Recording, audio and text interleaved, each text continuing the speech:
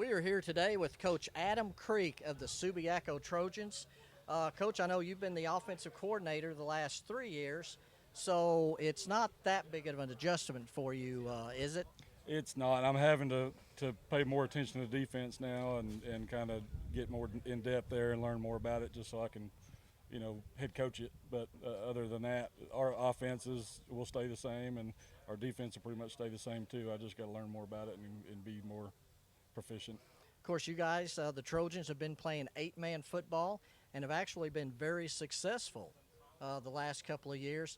But, man, you lost a lot off your offense from last year. Who are some guys that you're counting on to step up this year? Well, we did. We lost, Wesley Sluderman and Justin Post last year, but we kept the whole rest of the offense. But those are two key people, and we have key people to put right in their place. So I think we'll be just fine. We've got Nick Gehrig at quarterback, and I think he'll be able to slide right in there and be the same kind of quarterback as what Wesley was.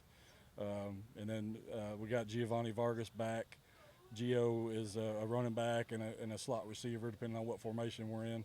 And he'll probably lead the team in rushing and passing yards or receiving yards. So those will be our key players on offense. And then we've got a pretty solid line, bunch of big boys. Our line will be over 250, across the board. So I'm happy with that in 8-man.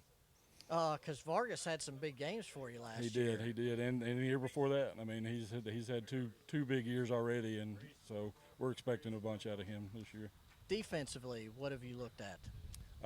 Defensively, we're looking at we're going to run 3-2 defense, and our linebacker crew is going to be real solid, and then Giovanni Vargas, he'll probably be our safety, and that middle part of the secondary will be pretty solid.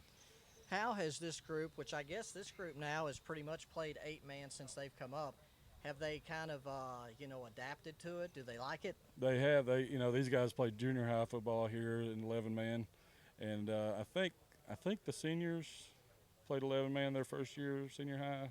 Maybe not. I can't remember, but they love it. And my son plays, and he's over here. But he plays linebacker and offensive line, and he loves it. He tells it anytime anybody asks, he tells them how much he loves it, and that it's really been good for us because we're able to, even if we don't win a game, we're in every game. Whereas in 4A, it was tough. Yeah, I think taking over for Coach Mike Berry, I think that was one of the things that he had mentioned about going to 8-man was that you guys are able to compete now. Mm-hmm. Right.